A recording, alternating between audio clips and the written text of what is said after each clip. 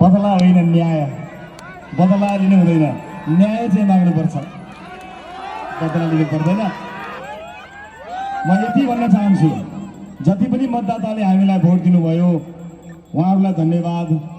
तर सम्पूर्ण चितवनवासीको हक हितका लागि हामी काम गर्नेछौँ।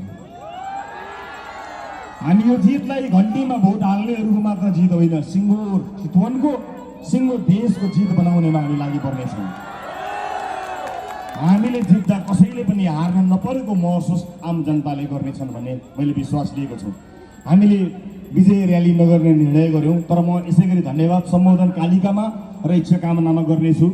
महानगरमा यहाँ भरतपुरमा यही मात्र सम्बोधन हुन्छ, किनकि आम नागरिकले दिएको जिम्मेवारीको अगाडि अब हामीले यसलाई उत्सवको रूपमा भन्दा पनि जिम्मेवारीको रूपमा, उत्तरदायित्वको रूपमा लिनुपर्छ। एक एक भोटको हिसाब गर्नुपर्नेछ। यो परिवर्तनका लागि आफ्नो कोख रित्याउनुभएका आमाहरूलाई म सम्झन चाहन्छु, ती शहीद भाइ बहिनीहरूलाई सम्झन चाहन्छु। र फेरि यही उभिएर भन्न चाहन्छु कि भाइ बहिनी हो, तिमीहरूको रगतको एउटा थोपो पनि खेर जाने छैन। नेपाल सरकारलाई धेरै धेरै धन्यवाद। यही चितवनमा उभिएर कारागारबाट मुक्त हुने बित्तिकै प्रधानमन्त्रीज्यू खुट्टा नकमाउनुहोस्, राष्ट्रपा तपाईँको साथमा भनेको थियौँ, अनुहार उज्यालो पार्नुहोस् भनेको थियौँ।